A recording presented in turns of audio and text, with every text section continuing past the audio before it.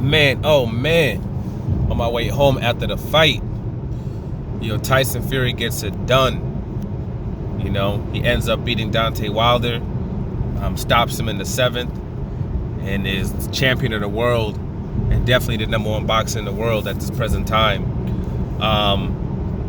Everything pretty much had started out the way that I thought it was going to start out. I thought it was going to be a situation where, Wilder's going to be a little more relaxed than he was in the last fight. He was going to be going to the body, and he was, especially in the second round. He really was going to the body heavy. Caught Fury with one flush punch, I think, in the first round, but he didn't go down. And I thought pretty much it would be that type of thing. It would be that kind of flow until probably the 6th or the 7th round. And I thought, he would wear down Tyson Fury, and opening would eventually come, and it would end up stopping Tyson Fury. But Tyson Fury, man, he just caught him, I guess you could call him the side of the head, the back of the head, and blew his eardrum.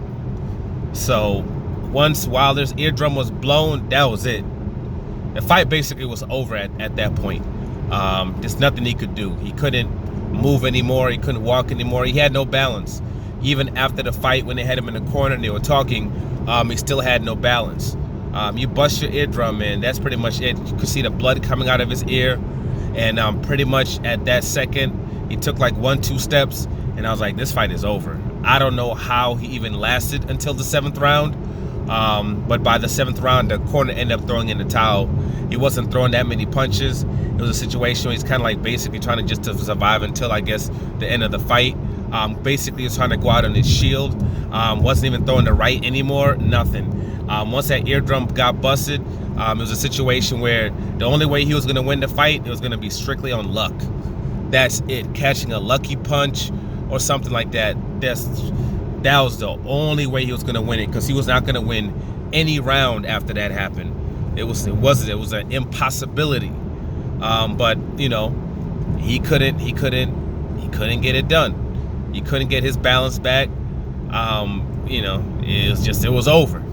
And obviously, Tyson Fury is now as a champion, still undefeated with 1 draw, and it's on to the trilogy, basically. It's on to the 3rd fight. I'm guessing it's probably going to be in like 6 months or so. I don't see it happening in 4. And damn, somebody's in trouble over here. It's not me, though. But, basically, the fight's going to, probably happen in the next 4 to 6 months. This fight right here was the biggest fight in boxing. I guess they're tracking very good when it comes to the pay-per-views. They did the highest heavyweight gate in the history of boxing as well. So they already did some history. Packed crowd, and obviously you got the third fight coming up, the trilogy.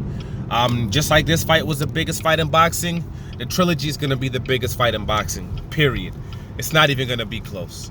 You know what I mean? Tyson Fury is going to end up making out big time, because the winner gets 60% for the next fight, and the loser gets 40%.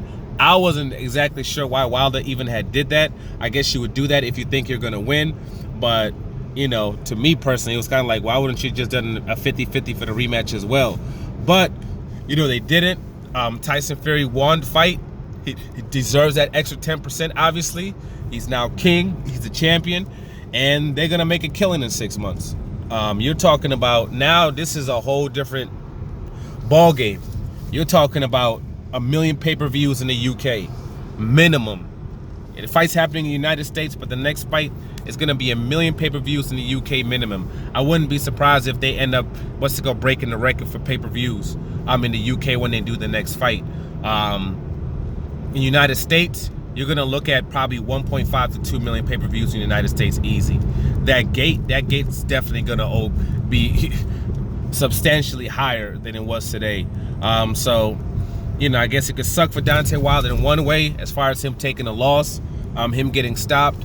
But at the same time, both of them are going to end up benefiting from the fight heavy. But you got to give props to the man, when you're wrong on something, and if you're part of this boxing game and you're commentating on it and talking about fights, you're definitely going to have fights that you're wrong with, especially when it comes to fights of this magnitude, and definitely was wrong with this particular one. And all you can do is give Tyson Fury all the credit in the world for what he did, and he's the king, man. That's all you can do is say he's the king. That extra weight worked for his benefit. Didn't slow him down at all. Didn't slow him down at all. He stepped Deontay Wilder just like he said he was going to step to Deontay Wilder. There was no backpedaling with him, nothing. He literally just took it straight to Deontay Wilder. And in doing so, I'm surprised Deontay Wilder wasn't able to, make him pay and make him pay early for doing that. Wilder kept throwing his head back for some weird reason. I don't know what the hell that was about, but he kept getting hit because of that. And once that eardrum got busted, it was it, man. It was over for the man. There was literally, human-wise, there's nothing he could do at that particular point. Balance gone, and that balance isn't coming back until that busted eardrum is fixed. And I do not know what the time frame would be to fix something like that. And as far as Anthony Joshua giving him some kind of deal where they don't, there's no point in that. I mean, unless they're offering him unless they're offering Tyson Fury basically 70-80%, because shoot, this is the fight. You know what I mean? 60% that he's gonna get. They're gonna make a killing off this next fight, and we'll see if Deontay Wilder is able to bounce back. We'll see if he's able to bounce back like the likes of Ali. You know what I mean? We've seen Ali versus not versus George Foreman. We've seen Ali versus Frazier. We've seen him take that loss. Then we see him come back and become victorious against George Foreman, and then come back and beat Frazier as well. So this is Deontay Wilder's Ali moment. You know what I mean? This is what we'll see if he, what he really is made of mentally. You know what I mean? Can you come back from a loss like this? Coming back from a loss like this is not easy. It's very difficult. When you get stopped in the fight, it's not a close fight. It's not a hard-fought fight. It's not a fight that you lost in the cards. When you get stopped like that, eardrum busted, where now even when you fight the next time, you're coming off a major injury. You know what I'm saying? Is your equilibrium even going to be the same by the time you fight again? He's going to have the deck basically stacked against him. And we're going to see what he's made of. You know what I'm saying? We said we ride till the wheels fall off. That's exactly what we're doing. It's time to get these suspensions fixed up. Time to get these rotors fixed up, these brakes fixed up, get in some new rims, put on some new tires, and keep on rolling. So we'll see what happens next couple of months. But congratulations to Tyson Fury. Basically, when it comes to the heavyweights, UK is king right now, and it is what it is. Like, subscribe, share. I'm out.